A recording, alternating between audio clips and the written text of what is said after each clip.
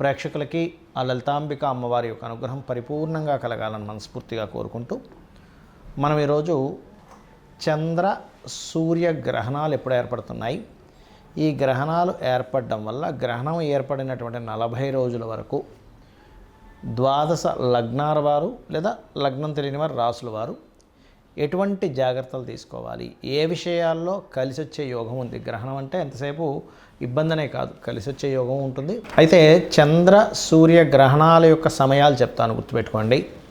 అయితే మనకి first of all ఈ గ్రహణాలు ఇండియాలో అయితే లేవు. అమెరికా కంట్రీస్ బయట దేశాల్లో ఉంది, మన ఇండియాలో గ్రహణం లేదు. ఎందుకు లేదు అంటే మనకి 18వ తేదీ సెప్టెంబర్ 18వ తేదీ వచ్చేటువంటి చంద్రగ్రహణం ఉదయం 6:12 నుంచి 10:17 మధ్యలో వస్తుందంటే ఉదయం పూట మనకి చంద్రుడు కనబడ్డు, మనకి చంద్రగ్రహణం లేదు. అలాగే సూర్యగ్రహణం కూడా తీసుకున్నట్లయితే 2వ తేదీ అమావాస్య అవుతుంది, ఇది పౌర్ణమి అయితే అది అమావాస్య.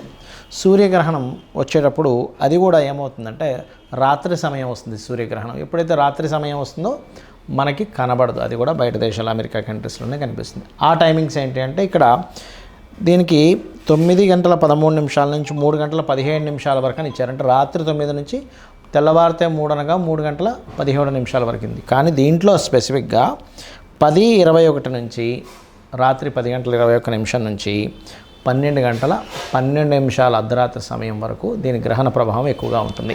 మహర్షి మనకు చెప్పినటువంటిది ఏంటంటే గ్రహణం ఒక యోగంగా చెప్పారు.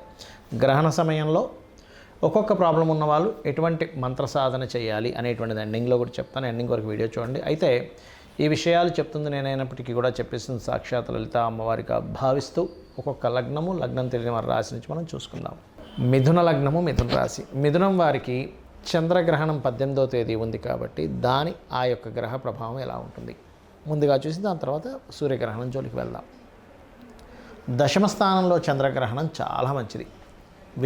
ఏ విషయాలకు మంచిది అని చెప్పి చూసుకున్నట్లయితే ఇక్కడ ఉద్యోగంలో ఇంప్రూవ్మెంట్స్కి, కొత్త ఉద్యోగాలు రావడానికి, మీరు ఒక నేమ్ అండ్ ఫేమ్ తెచ్చుకోవడానికి మంచిది చెప్పాలంటే. దశమ స్థానం బాగుంటే నేమ్ అండ్ ఫేమ్ వస్తుంది.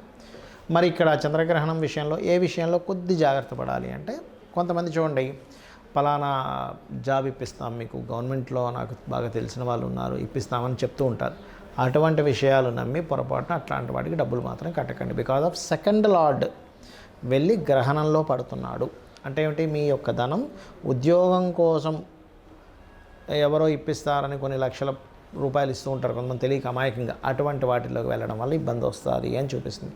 బట్ కామన్గా మీరు స్వయం కృషితో చేసే ప్రయత్నం ఏదైతే ఉంటుందో ఉద్యోగ సంబంధించిన విషయంలో పేరు ప్రఖ్యాతలు వచ్చేటువంటి విషయాల్లో బాగుంది, దానిలో ఎటువంటి సందేహం లేదు. మరి సూర్యగ్రహణం 2వ తేదీ వస్తుంది కదా మనకి, దీని యొక్క ప్రభావం ఏమిటి అంటే ఇది మాత్రం 4వ స్థానంలో పడుతుంది.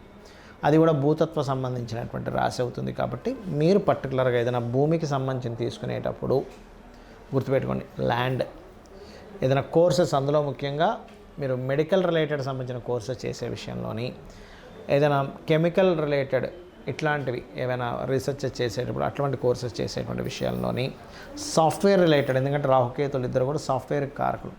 అయితే దశమంలో చంద్రుడి దగ్గర రాహు ఉన్నందుకు సాఫ్ట్వేర్ ఉద్యోగాలు కూడా వస్తాయి. కానీ ఈ సూర్యగ్రహణం దగ్గరికి వచ్చేసరికి ఏమవుతుందంటే సాఫ్ట్వేర్ కోర్సెస్ చేసే విషయంలోని, ఏ కోర్సెస్ చేసే విషయంలో తొందరపడి ఒక కోర్సు తీసుకొని అయ్యో తర్వాత నేను నాకు సంబంధించింది కాదని ఇంకోటి తీసుకోవాల్సిందనే కన్ఫ్యూజన్ ఏర్పడుతూ ఉంటుంది.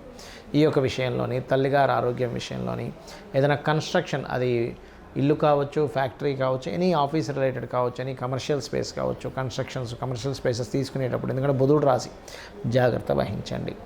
మరి చాలామంది అడుగుతున్నారు ఏమండి మరి ఈ గ్రహణ ప్రభావం ప్రపంచవ్యాప్తంగా ఏ విధంగా ఉంటుందంటే, ఇది గ్రహణ ప్రభావం అనే కాదు, మనం ఆల్రెడీ 9-10 నెలల క్రితం రాహు జలరాశుల్లోకి వస్తున్నాడు కాబట్టి 18 నెలల పాటు జలప్రలయాలు ఉంటాయని అనుకున్నాం.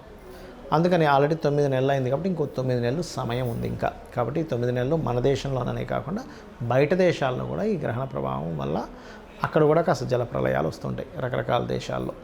అదేవిధంగా ఇక్కడ దీంతోపాటు ఇంకొకటి ఏంటంటే, ఈ రవి కూడా మనకి సింహం నుంచి కన్యా తులారాశుల్లో సంచరిస్తున్నాడు కాబట్టి రవి రాజకీయాలకి, రాజులకి అంటే ఇప్పుడు ఉండేటువంటి పిఎంలు సీఎంలు కావచ్చు ఇటువంటి వాటికి కారకుడు అవుతున్నాడు. కాబట్టి కొంత రాజకీయ పరంగా నాయకుల మీద వ్యతిరేకత రావడం కానివ్వండి, చిన్న చిన్న ప్రమాదాలు తప్పడం కానివ్వండి, ఇటువంటివన్నీ ఇస్తూ ఉంటుంది. అయితే ఇక్కడ మనం మిథున లగ్నం వారు చేసుకోవాల్సిన పరిహారం ఏమిటి అని చెప్పి చూసుకున్నట్లయితే ఇక్కడ మీరు ఎక్కువగా అమ్మవారి యొక్క నామస్మరణ ఎక్కువగా చేయండి. దానివల్ల ఏమవుతుందంటే మీకు పంచమాధిపతి యొక్క ప్రభావం పెరగడం వల్ల ఎటువంటి విపత్తులు కానీ ఇబ్బందులు కానీ మీకు కలగకుండా ఉంటుంది. ఇక్కడ చాలామందికి చాలా ప్రశ్నలు ఉన్నాయి. మరి ఇక్కడ ఇండియాలో లేదు కదా, ఇండియాలో ఉండేవాళ్ళు జాగ్రత్తలు పాటించాలా? ఒకటి గుర్తుపెట్టుకోండి, గ్రహణం అనేటువంటిది మహర్షి మనకి ఒక యోగంగా చెప్పాడు. సో ఎప్పుడైతే యోగంగా చెప్పాడో గ్రహణం అనేటువంటిది మహర్షి, దీన్ని మనం అర్థం చేసుకోవాల్సింది ఏంటంటే గ్రహణ సమయంలో మనం మంత్ర సాధన చేసినట్లయితే ఒక 3 సంవత్సరాల పాటు చేసినటువంటి జప ఫలితం వస్తుంది మనకి. ఎందుకు? ఒకసారి చేస్తే 1000 సార్లు చేసిన ఫలితం, లేదా పునశ్చరణ చేసినటువంటి ఫలితం. కాబట్టి మొట్టమొదటిగా జపం చేయడానికి ట్రై చేయండి. ఆ సమయంలో మనకి ఇండియాలో లేకపోయినా ఖగోళంలో మనకు ఆ కాంబినేషన్ వచ్చింది కాబట్టి జప ఫలితం ఖచ్చితంగా వస్తుంది. ఒకటి. రెండవది ఏమిటి అంటే గ్రహణం ఎవరికైతే ప్రభావం ఎక్కువగా ఉందో లేదా ప్రభావం లేని వాళ్ళు కూడా దానం ఇవ్వచ్చు, తప్పేం లేదు. ఏ దానం ఇవ్వాలి అంటే గోధుమలు 1 కేజీంబావు గోధుమలు, బియ్యము అన్నీ కూడా కేజీంబావు, మినుములు, ఉలవలు ఖచ్చితంగా దానంగా ఇవ్వండి. అది సూర్యగ్రహణానికైనా చంద్రగ్రహణానికైనా. దాంతోపాటు రవి చంద్ర ప్రతిమలు ఇవ్వండి. నాగపడిగ ఉన్నటువంటిది ఉంటుంది, అమ్ముతారు మనకి పూజా సామాగ్రి స్టోర్స్లో. ఆ నాగపడిగా ఒక ఇత్తడికి సంబంధించినటువంటిది ఒక చిన్న గిన్నె లాంటిది తీసుకొని దాంట్లో నెయ్యి పెట్టి, ఇంకా మీకు వీలైతే కొన్ని పప్పులు కూడా ఇవ్వచ్చు, తప్పేం కాదు. వీటిని ప్రధానంగా మీరు గ్రహణం రోజు కానీ తర్వాత రోజు కానీ మీరు మీకు దగ్గరలో ఉండే ఆలయంలో ఉండే పురోహితులకి మంత్రసహితంగా ఇవ్వాలి. అంటే గ్రహణ దోష నివారణార్థం అని చెప్పి వాళ్ళు తీసుకుంటారు, ఏదో అక్కడ పెట్టేసి వెళ్ళండి అంటే అలాంటివి పనిచేయవు, గుర్తుపెట్టుకోండి. అదేవిధంగా కొన్ని ప్రదేశాల్లో టెంపుల్స్ ఉండవు, మరి అప్పుడు ఏం చేయాలి? రవి చంద్ర రాహుకేతువుకు సంబంధించిన స్తోత్ర పఠనం చేసుకోవచ్చు. లేదా ఓం సూర్యాయ నమః, ఓం చంద్రాయ నమః, ఓం రాహవే నమః, ఓం కేతవే నమః అని కూడా చేసుకోవచ్చు, అందులో ఎటువంటి సందేహం లేదు. అయితే ఇక్కడ కొంతమందికి స్పెసిఫిక్గా కొన్ని ప్రాబ్లమ్స్ ఉంటాయి. అంటే అలాగా అప్పులు ఎక్కువగా ఉన్నాయి కానీ నా రాశి లగ్నం ఏమీ తెలియదండి, ఆ సమయంలో నేనేం చేయాలి? సూర్యగ్రహణం ఆ చంద్రగ్రహణ సమయంలో అనుకున్నప్పుడు ఓం అపర్ణాయై నమః అనే మంత్రాన్ని త్రికరణ శుద్ధిగా మంత్రం మీదే ధ్యాస పెట్టి మంత్రాన్ని ఆస్వాదిస్తూ చేయండి. ఖచ్చితంగా మీకు ఉండేటువంటి అప్పుల బాధలు, మీకు కొత్త అవకాశాలు వచ్చి ధనం అభివృద్ధి పెరిగి అప్పులు తీరుతాయి. నాకు అప్పులు లేవు కానీ ధనాభివృద్ధి కావాలండి అంటారు కొంతమంది. అలాంటి వారు చాలా నామాలు ఉన్నాయి, లలిత సహస్రనామాల్లో 2 చెప్తాను చూడండి. ఓం సంపత్కరీ సమారూఢ సింధుర వ్రజసేవితాయై నమః. అదేవిధంగా ఓం ధర్మాధ్యక్ష ధనాధ్యక్ష ధన ధాన్య వివర్ధినియై నమః. ఈ 2 చేసుకోవచ్చు. ఉద్యోగం రావట్లేదు, దీనికి కూడా చాలా ఉన్నాయి కానీ 2 చెప్తాను. ఏమిటంటే అవి ఓం శ్రీమాత శ్రీ మహారాజ్ఞి శ్రీమత్ సింహాసనేశ్వరి నమః, ఓం మాణిక్య మకుటాకార జానుద్వయ విరాజితాయై నమః. ఈ 2ట్లో ఏది చేసుకున్నా మీకు ఉద్యోగ ప్రాప్తి కలుగుతుంది. మరి అనారోగ్య సమస్యలు ఉన్నాయండి, క్రీం అచ్యుతానంత గోవింద లేదా ఓం సర్వవ్యాధి ప్రశమని సర్వమృత్యు నివారిణి అగ్రగణ్య అచింత్య రూప కలికల్మషనాశిని. దీనికి లలిత సహస్రనామాల్లో ఒక లైన్ చదివి మళ్ళీ ఈ మంత్రం పెట్టి మళ్ళీ ఒక లైన్ చదివి అలా కూడా చేస్తారు. అంటే అలాగా ఓం శ్రీమాత శ్రీ మహారాజ్ఞి శ్రీమత్ సింహాసనేశ్వరి సర్వవ్యాధి ప్రశమని సర్వమృత్యు నివారిణి శ్రగ్ని, అలా అంటే ఒకసారి ఒక లైన్ చదువుతారు, మళ్ళీ మధ్యలో ఇది పెడతారు, మళ్ళీ అలా దాన్ని సంపుటీకరణ అంటారు. అలా చేస్తే కూడా చక్కటి ఫలితాలు వస్తాయి. అదేవిధంగా మరి కొంతమందికి మానసికంగా ఇబ్బందులు కానీ లేకపోతే పని మధ్యలో ఆగిపోతూ ఉంటుంది.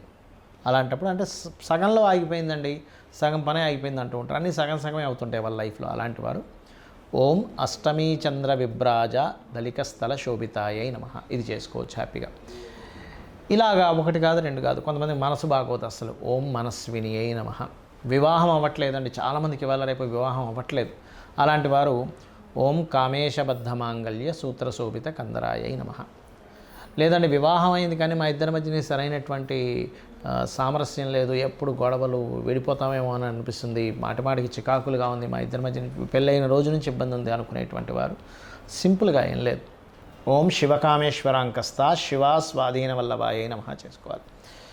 మరి ప్రతి పని ఆటంకాలు అవుతుంది, నాకు భగవంతుడు అనుగ్రహం లేదేమో, ప్రతిసారి నాకు ఏదో ఒక ఆటంకం అవుతుంది అన్నప్పుడు ఓం గణేశాయ నమః చేసుకోవచ్చు. లేదా ఓం కామేశ్వర ముఖాలోక కల్పిత శ్రీ గణేశ్వర, ఈ నామం చేయడం వల్ల గణపతి యొక్క అనుగ్రహము, అమ్మవారి యొక్క అనుగ్రహము మరియు ఆ పరమేశ్వరుడి యొక్క అనుగ్రహం కూడా కలుగుతుంది. ఇలాగా మనం ఒక్కొక్క దానికి ఒక్కొక్కటి చూడ్డానికి నామాలే కానీ చాలా గొప్పగా పనిచేస్తాయి. ఇవి ఒకటే కాకుండా శ్రీమాత్రే నమః చేసుకోండి. ఎంత నోరు తిరగదండి. శ్రీమాత్రే నమః శ్రీమాత్రే నమః అని మనసులో చేసుకోండి. మనసులో దాన్ని ఎలా అంటే ఇక్కడ ధ్యాస పెట్టి ఆ మంత్రం ఇక్కడ నుంచి పలుకుతున్నట్టుగా చేయాలి. అలా కాదండి నాకు విష్ణు అంటే ఇష్టం అంటారా, ఓం నమో నారాయణాయ చేసుకోవచ్చు. లేదండి నాకు వెంకటేశ్వర స్వామి అంటే ఇష్టం అంటారా, ఓం నమో వెంకటేశాయ చేసుకోవచ్చు. ఓం మహాగణాధిపతయే నమః చేసుకోవచ్చు. ఇలాగా 1-2 కాదు, ఏమైనా చేసుకోండి. కానీ మనసుని అలా లగ్నం చేస్తూ మరి పట్టు స్నానము విడుపు స్నానము కూడా చేయొచ్చు. మనకి ఇక్కడ గ్రహణం లేకపోయినా చేయాలి. అలాగే నేను బయట దేశాల్లో గ్రహణం ఉంటుంది కాబట్టి బయట దేశాల్లో ఏ రాసుల వాళ్ళకి అయితే సంతానం సంబంధించిన విషయాలు జాగ్రత్త పడాలో చెప్పాను, ఆ విషయాలు జాగ్రత్తగా ఉండండి 40 రోజులు. అదేవిధంగా దర్భ మనకి తినేటువంటి పదార్థాలు గ్రహణానికి ముందు దర్భ వేస్తారు. అలా దర్భ ఖచ్చితంగా వేయండి. ఇవి గనక పాటించినట్లయితే గ్రహణం అనేటువంటి దాన్ని ఒక యోగంగా భావిస్తూ మీరు చేసినటువంటి మంత్రము ఒకసారి చేస్తే 1000 సార్లు చేసిన ఫలితం రావడం వల్ల మీ పాపకర్మ దగ్ధమవుతుంది. అయితే ఒక్కటి గుర్తుపెట్టుకోండి, జపం చేసేటప్పుడు ఖచ్చితంగా పంచె కట్టుకోండి. షార్ట్స్ మీదో ప్యాంట్ల మీదో చేయకండి. అలా కుట్టిన వస్త్రం కట్టుకోవడం వల్ల అది దిగంబరంగా చేసినటువంటి ఫలితం వస్తుంది. కాబట్టి దయచేసి ఇది పాటించండి.